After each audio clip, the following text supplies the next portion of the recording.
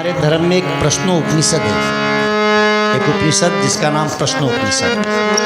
प्रश्नोपनिषद में आया है, हमारे महापुरुष गजब के थे। देखिए विज्ञान कहता है लगभग, हम साइंस भी पढ़े, विज्ञान में लगभग शब्द है, लेकिन प्रश्नोपनिषद कहती है आपके हमारे शरीर में 72 करोड़ 72 लाख 10,201 नाड़ियाँ हैं। एक का भी वर्णन किया, ऐसा नहीं कि 72 करोड़ लगभग, नहीं, 72 करोड़ 72 लाख 10,201 नसें हैं। अब इन नाड़ियों की पुष्टि कैसे होती है, कैसे हम स्वस्थ रह सकते हैं? आप ध्यान दें, प्रश्नोपनिषद का कहना है कि प्रतिदिन हम सब लगभग, आप और हम 21,600 बार श्वास लेते हैं। अब इस श्वास लेने से हमारे अंदर लगभग 9,000 लीटर वायु जाती है प्रतिदिन। इस 9,000 लीटर वायु से लगभग 10 किलो भोजन की शक्ति हम पाते हैं। आप जो भोजन करते हैं उतनी ही शक्ति से शरीर नहीं चल रही है। आप दिन भर में 21,600 बार जो श्वास लेते हैं उसके द्वारा 9,000 लीटर ये बाहर की हवा आपके अंदर जाती है।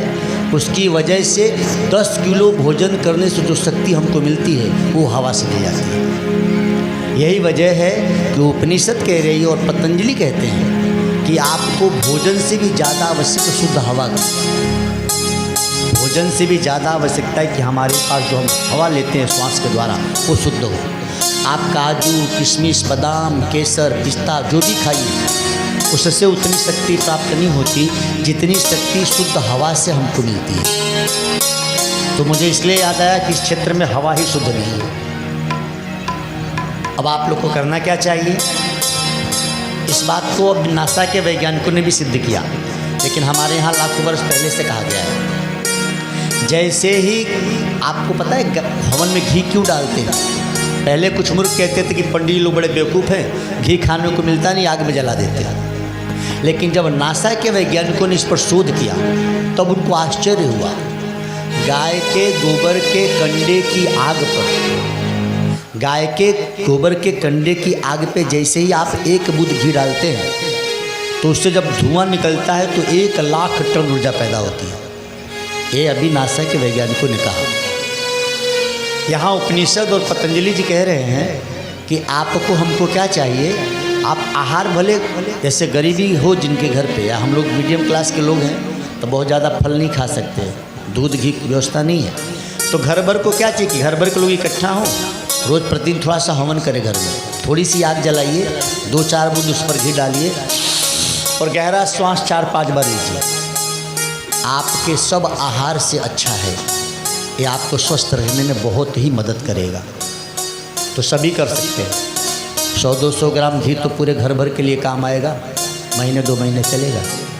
ऐसे घी 1 किलो भी खाओ तो उतना लाभ नहीं है जितना इस छोटे से प्रयोग से आपको लाभ मिल सकता है। इसीलिए प्रार्थना सभी से कि इस क्षेत्र वाले तो ज़रूर करें, क्योंकि इस क्षेत्र में जो यहाँ का धुआं है, जो हवा है, बहुत शुद्ध नहीं है। हम तो कुछ ही दिन से तो मुझे अजीब लग रहा है, आप लोग को आदत हो गई है। तो प्रतिदिन थोड़ा सा घी, थोड़ा सा मतलब 2-4 बूंद। अब हवन करने की ज़रूरत नहीं है, आजकल धूप बत्ती मिल रही है दुकानों पे, धूप बत्ती जला दीजिए और धूप बत्ती पर जैसे ही 1 बूंद डालेंगे तो धुआं निकलेगा। गहरा सा खींचिए, थोड़ा सा रुकिए, फिर छोड़िए, बहुत अच्छा लाभ होगा। तो आप सभी करें, ऐसी हम प्रार्थना करते हैं। ओम नमो भगवते वास। डॉक्टर डायमंड और डॉक्टर थॉमस कह रहे हैं कि आपके हमारे जीवन पर भावों का भी बहुत प्रभाव है। आप कपड़े किस तरह के पहनते हैं, कैसे व्यक्तियों से मिलते जुलते हैं, कैसे गीत सुनते हैं, उसका भी आपके शरीर पर प्रभाव पड़ता है। यहाँ तक कि आपकी चप्पल और जूते कैसे हैं। जैसे आजकल कई बच्चा ऊंची एड़ी की जो सैंडल पहन के चलते हैं, इससे भी जीवनी शक्ति का ह्रास होता है। ये डॉक्टर थॉमस कह रहे हैं, इंग्लैंड के, मैं अपनी बात नहीं सुना। तो आपके हमारे जीवन में वस्त्र के रंग कैसे हों, भोजन कैसा हो, हमारे मित्र कैसे हों, हम अपने बेटे बेटियों को कैसे कपड़े पहनाएं कि उनके आचार विचार व्यवहार अच्छे हों, ये सारी बातें शास्त्रों से हमको मिलती हैं। और हम सबकी जिम्मेदारी भी है कि बचपन से ही अपने बच्चों को अच्छे कपड़े से ही सजाएं। यहाँ छोटे छोटे बच्चों को ऐसे मॉडल कपड़े पहनाते लगता है इंग्लैंड से आई है लड़की। तुम्हारा बच्चा इंग्लैंड का थोड़ी है, भारत का है। तो अपने बच्चे बच्चियों को उनके हाव भाव उनके जीवन पे प्रभाव डालते हैं। इसीलिए प्रार्थना है बचपन से ही हम अपने बच्चों को भारतीय संस्कृति युक्त पोशाक पहनाएं। ये ज़्यादा आपके बच्चों के लिए हितकारी रहेगा। शिव जी कहते हैं यस्य स्मरण मात्रेण ज्ञानमुपद्यते स्वयं सह एव सर्वसंपत्ति तस्मात् संपूज्यते गुरुं। जिसके स्मरण मात्र से ज्ञान अपने आप प्रकट होने लगता है वे श्री गुरुदेव ही सदा संपदा स्वरूप हैं। अतः श्री गुरुदेव की पूजा करनी चाहिए। ये बात स्कंद पुराण से। अब इस पर जरा चर्चा कर लेंगे। शिव जी कहते हैं यस्य स्मरण मात्रेण ज्ञानमुपद्यते स्वयं। यही बात तुलसीदास जी कहते हैं श्री गुरु पदरज। जैसे गुरु के चरणों को हम सिर पर रखें मणिगण ज्योति सुमिरत दिव्य दृष्टि ही होती। जैसे ही हम अपने गुरु के चरणों की रज का सुमिरन करते हैं हमारे हृदय में दिव्य दृष्टि आ जाती है। और यही बात शिव जी भी कह रहे हैं यस्य स्मरण मात्रेण ज्ञानमुपद्यते स्वयं। अब इसमें रहस्य क्या छुपा है? जैसे व्यक्ति को याद करते हैं वैसे ज्ञान वैसे विचार आपके मन में आते हैं। जैसे अभी बैठे आप यहाँ हैं और आप किसी मेडिकल स्टोर को याद कीजिए तो खाली दवा ही दवा दिमाग में दिखाई देगी। भले नाम आप किसी दवा का नहीं जानते लेकिन दवा के ख्याल आ जाएगा। इन बंदरों को बिठा दो भाई किसके हैं ये। जैसे ही मेडिकल को हम याद करते हैं दवाएं हमारे दिमाग में आ जाती हैं। आप यहाँ बैठे बैठे मार्केट में सब्जी को याद कीजिए, सारी सब्जियां बिना कहे दिमाग में आ जाएंगी। बैठे बैठे किसी पहलवान को याद कीजिए, भारी भरकम शरीर। ऐसे ही जैसे ही हम अपने गुरुदेव को याद करते हैं तो उनकी पावन छवि, उनका वो दिव्य ज्ञान, उनका वो उपदेश बिना कहे हमारे हृदय में आ जाता है। तो भगवान शिव कहते हैं कि जब याद करने से इतना लाभ है तो हम बुराई को क्यों याद करें। इसीलिए हमारे यहाँ कहा गया है कि चलते चलते आप रास्ते से जा रहे हैं, न चाहते हुए किसी गंदगी पर नज़र पड़ गई तो तुरंत क्या करना चाहिए? गंदी चीज़ देखने से जीवनी शक्ति का ह्रास होता है। तो किसी बुरी चीज़ पर नज़र गई तो सूर्य को देख लो, या किसी मंदिर की ध्वजा को देख लीजिए, या फिर अपने गुरु को याद करके अपनी मंत्र याद कीजिए, ताकि आपकी जीवनी शक्ति का जो ह्रास हुआ वो ह्रास होना बंद हो जाए, आपका जीवन ऊर्ध्वगामी हो ही जाता। चलते चलते किसी गलत व्यक्ति का दर्शन हो गया, कोई ऐसी चीज़ जिसे हमें नहीं देखना चाहिए। रोड पे जा रहे हैं, पता लगा कोई जानवर मरा पड़ा है, तो तुरंत हमको अपने भगवत नाम को याद कर लेना चाहिए। नहीं तो आप जान नहीं पाते, लेकिन जीवनी शक्ति का ह्रास होता है। यहाँ शिव जी कह रहे हैं अपने गुरु को जब याद करते हैं ज्ञानमुपद्यते स्वयं, तो आपके हृदय में ज्ञान बिना कहे आ जाता है, अनायास आ जाता है। जैसे इमली को याद करो, इमली आपने खाया नहीं है, खाली याद करके देख लो। निगुड़ी इमली का भी इतना प्रभाव है कि मुंह में पानी आ ही जाता है। तो हम अपने जब गुरु को याद करते हैं, अपने ईश्वर को याद करते हैं, तो उनका वो स्वरूप, उनकी वो साधना, उनका वो सत्ज्ञान अनायास ही हमारे जीवन में आ जाता है। इसीलिए हम सभी को चाहिए जैसे ही सो के उठें, सबसे पहले उस महापुरुष को वंदन करें जिन्होंने हमको बताया कि जीव क्या है, शिव क्या है, महादेव क्या है, माया क्या है, आसक्ति क्या है और भक्ति क्या है, अमरत्व को कैसे प्राप्त होते हैं और क्या गलती के कारण हम बार बार जीते और मरते हैं। जिन्होंने भेद बता दिया, इस भेद को बताने वाले उस महापुरुषों को वंदन करके जब हम अपने जीवन की शुरुआत करते हैं, दिन अच्छा होता है। कृष्ण से उद्धव ने पूछा कि गोविंद, आप सदैव मुस्कुराते रहते हैं, इतनी इतनी आफतें आती हैं, इतने दुख आते हैं, हम लोग आप पर कोई आपदा आती है तो हम दुखी हो जाते और आप प्रसन्नचित रहते हैं, कारण क्या है? कन्या ने कहा कि तुम शुरुआत कैसे करते हो दिन की? बोले हाथ देख के, धरती को प्रणाम करके। कृष्ण कहते हैं कि मैं वो भी नहीं करता, मैं सबसे पहले उठता हूँ तो आँख बंद करके अपने गुरुदेव को याद करता हूँ, उनका वो सुंदर स्वरूप, उनका वो दिया हुआ ज्ञान। और जब ज्ञान से ही आरंभ होता है जीवन की सुबह, तो फिर दिन भर चाहे जितना हो दुखाए, ज्ञान का वो कृपाण मैं अपने पास रखता हूँ। दुख रूपी जो जंजाल मेरे जीवन में बार बार आती है, उस कृपाण से मैं उस जाल को काटते रहता हूँ। और तुम सोचो उद्धव, जब आपके पास कृपाण हो और कोई बुरी चीज़ आए उसको काट दो, तो आपको आनंद होगा कि दुख होगा? बोले आनंद होगा, मैं इसीलिए तो आनंद में रहता हूँ। कृष्ण कह रहे हैं कि मेरे आनंद में रहने का कारण यही है कि मैं दिन भर, दिन की शुरुआत ही ब्रह्म ज्ञान के चिंतन से करता हूँ। आप सबसे भी निवेदन है, हम सब आज से ही शुरू करें। सुबह उठें, बहुत ज़रूरी नहीं हो तो जैसे ही उठे वैसे ही बैठ जाएं और बैठ के आँख बंद करके सबसे पहले ये सोचिए कि मेरा शरीर सोया था और शरीर जगा है। अब इस समय से लेके शाम तक शरीर के जिम्मे बड़े काम हैं।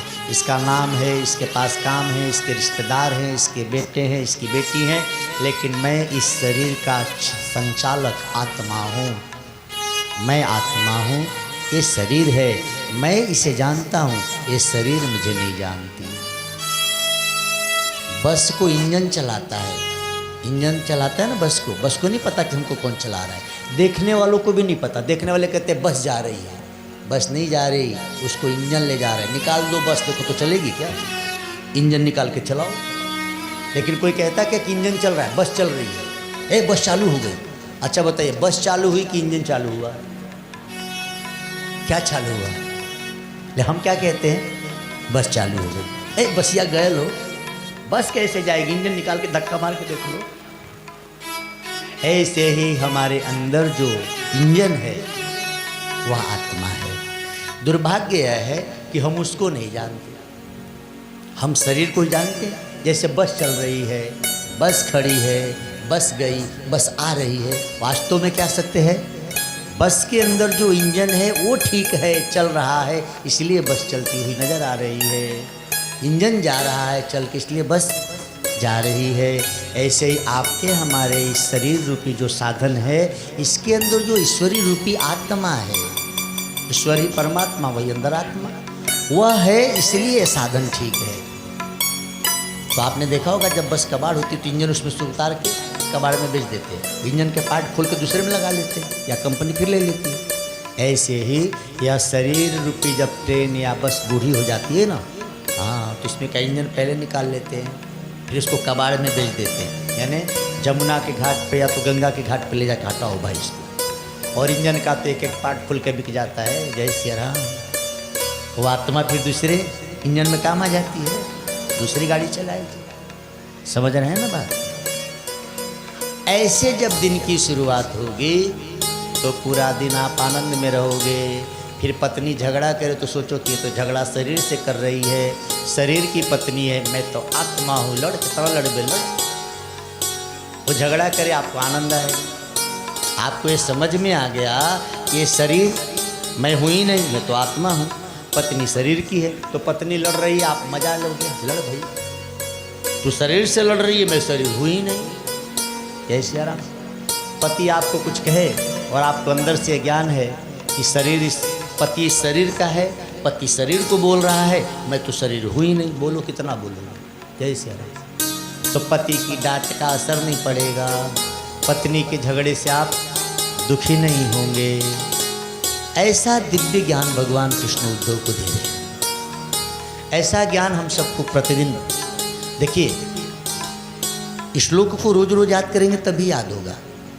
अच्छा, इतने लोग बैठे हैं, आप लोगों ने कभी गाली लिख के याद किया? लेकिन गाली सबको याद है कि नहीं? हम लोगों ने कभी गाली की कोई नोटबुक थोड़ी बनाई कि पहले लिखो, होमवर्क करो, इसको याद करो, भाई सुनाना है गुरु जी को। नहीं, गाली किसी ने लिखा नहीं, रटा नहीं, याद सबको है। जय श्री राम। लेकिन जिस चीज़ को लिख के रट के वो भूल जाते हैं, हम और आप बचपन में जो पढ़े याद है सबको? क ख ग घ कईयों को याद नहीं है भाई। क्यों नहीं याद है? क्योंकि बार बार उसको पढ़ते नहीं। उस समय पढ़ते थे तो याद था, अब छोड़ दिए तो भूल गए। इसीलिए हम सब ब्रह्म ज्ञानी हैं, हम सबको ब्रह्म का ज्ञान है, बार बार उसको याद करना भूल गए, इसीलिए भूले हुए।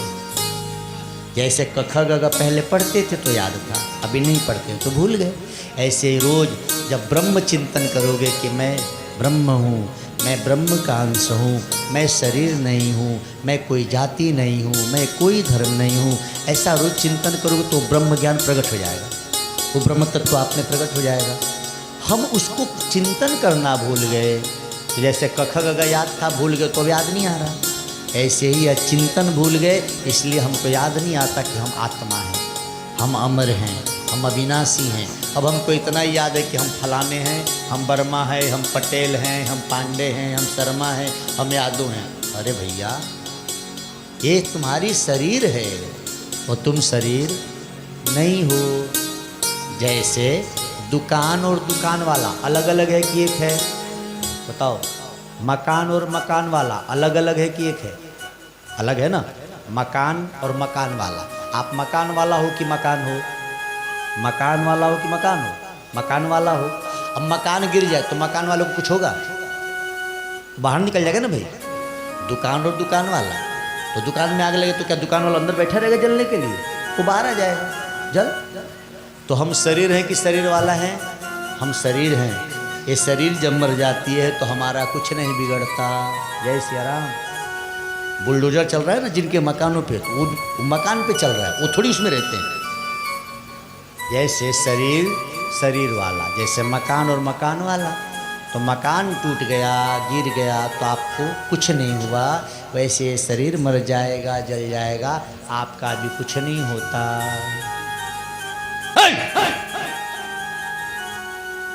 मारो इन लोग को जरा कस के। दिखाओ ना, ऐसा डांट देके फिर आएंगे नहीं।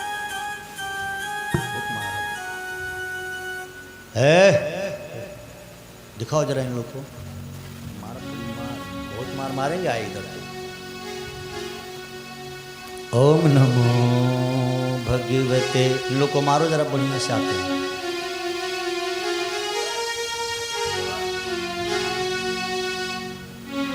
इसको मारो, कस के मारो इसको। ओम नमो भगवते वासुदेवाय। ओम प्यारे तुम्हें पाना है, दुख लाख सहेंगे। प्यारे तुम्हें पाना है,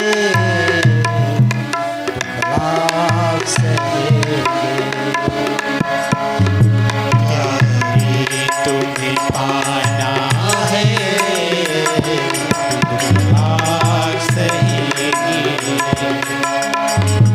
तेरे दर पे ही आना है, दुख लाख सहेंगे।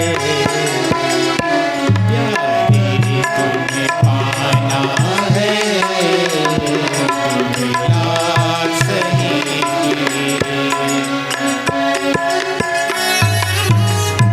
कष्ट सहकर जो भजन करते, प्रभु उनको नसीब होते हैं।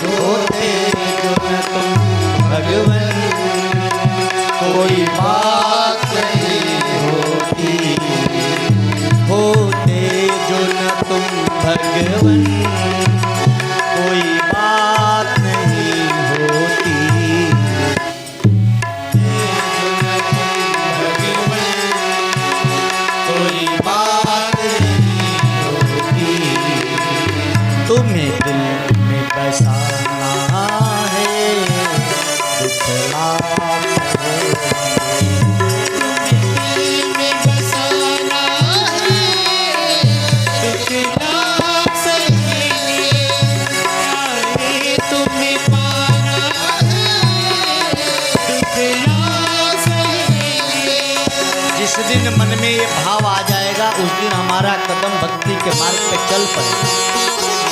बस ठान लीजिए, दुख लाख सहेंगे प्रभु मुझे तो पाना। विद्यार्थी अगर ठान ले कि पास होना है तो पढ़ाई अच्छी करने लगेगा, बस मन में ठान लेगा। भक्त यदि ठान ले कि तुझे पाना है तो भक्ति करने लगेगा। बस ठान ले एक बार, बस ठान लेने की जरूरत है। प्यारे तुम्हें पाना है दुख लाख सहे, तुम्हें पाना है दुख लाख सहेंगे। भगवान कृष्ण ने गोपियों से कहा, मुझसे प्रेम करोगी तो बाद में पछताओगी, विरह की अग्नि में जलना पड़ेगा। तुम्हें पता नहीं मेरा जीवन यहाँ रुकने वाला नहीं, मैं बहुत कुछ करने के लिए इस धरती पे आया हूँ। गोपियों ने कहा, गोविंद तुम हमसे उम्र में छोटे हो, हम बड़े हैं, हमें पता है प्रेम ऐसे नहीं किया जाता, लेकिन करें क्या, तुम्हारे सिवा कोई हमको पसंद भी तो नहीं आता। ऐ यार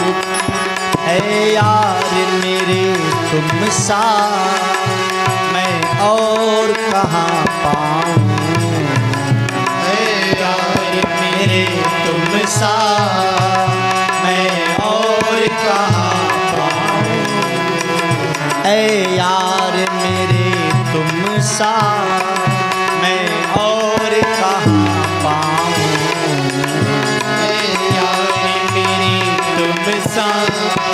आओ गोपियों के और कहाँ पाऊं, तुम्हें अपना बनाना है दुख लाख सहे, तुम्हें अपना बनाना है दुख लाख सहेंगे। प्यारे तुम्हें पाना है दुख लाख सहेंगे। कन्हैया ने मुस्कुरा के कहा, भूल जाओ, ये संभव नहीं है। अच्छा भगवान भले कहे कि तुम हमें पा नहीं सकते, हम ठान ले तो हमसे दूर जा नहीं सकते। सूरदास जी से हाथ छुड़ाकर जब चले, सूरदास जी ने कहा, हाथ छुड़ा के जात हो निर्बल जान के मोह, हृदय छुड़ा के जाओ तो सबल बखानो तो। आप हृदय से निकल के दिखाओ मेरे। गोपियां भी कहती हैं, गोविंद चित्त चोर मेरे प्रियतम पाएंगे तुम्हें एक दिन, चित्त चोर मेरे प्रियतम पाएंगे तुम्हें एक दिन। वो चित्त चोर मेरे प्रियतम पाएंगे तुम्हें एक दिन, चित्त चोर मेरे प्रियतम पाएंगे तुम्हें एक दिन। दिल तुम पे लुटाना है दुख लाख सहेंगे, दिल तुम पे लुटाना है दुख लाख सहेंगे। प्यारे तुम्हें पाना है दुख लाख सहेंगे। तेरे दर पे ही आना है दुख लाख सहेंगे, तेरे दर पे ही आना है दुख लाख सहेंगे। प्यारे तुम्हें पाना है दुख लाख सहेंगे। प्यारे तुम्हें पाना है दुख लाख सहेंगे।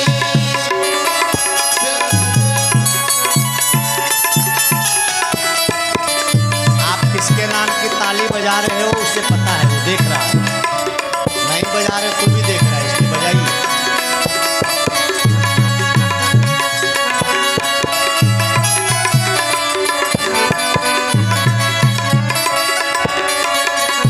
मन मीत मूरत तेरी हम मन में बसाए हैं, मन मीत मूरत तेरी हम मन में बसाए हैं।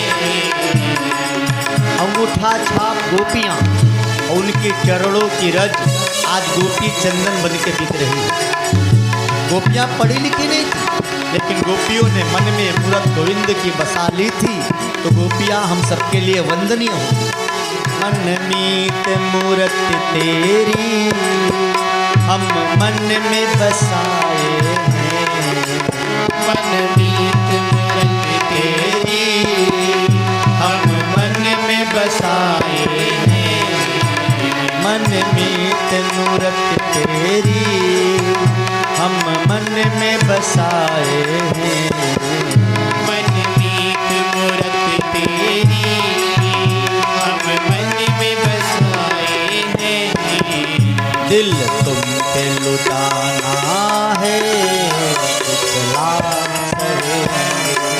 दिल तुम पे लुटाना है, दिखला सहेंगे। प्यारे तुम्हें पाना है, दिखला सहेंगे।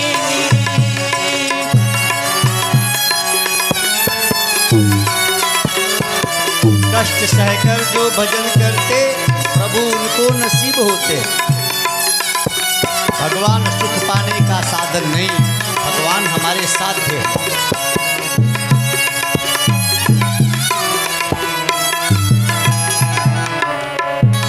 शीतल के मोहन प्यारे श्वासों में हमारे हो।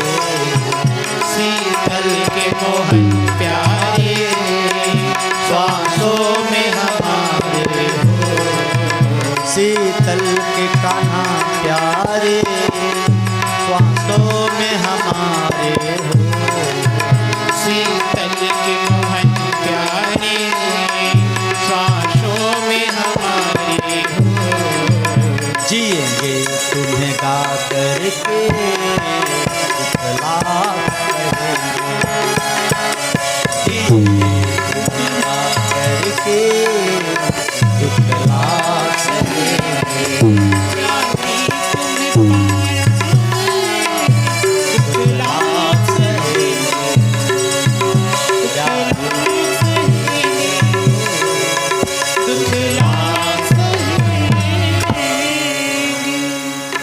जितने भी भक्तों का जीवन चरित्र हम पढ़ते हैं, सुनते हैं, उनका जीवन देखें। कहाँ तो प्रहलाद इकलौते बेटे थे इतने बड़े राजा के, लेकिन प्रहलाद के जीवन में कितना दुख आया, तभी तो भगवान का दर्शन हुआ। ध्रुव जी का जीवन देखें, ध्रुव जी तपस्या किए,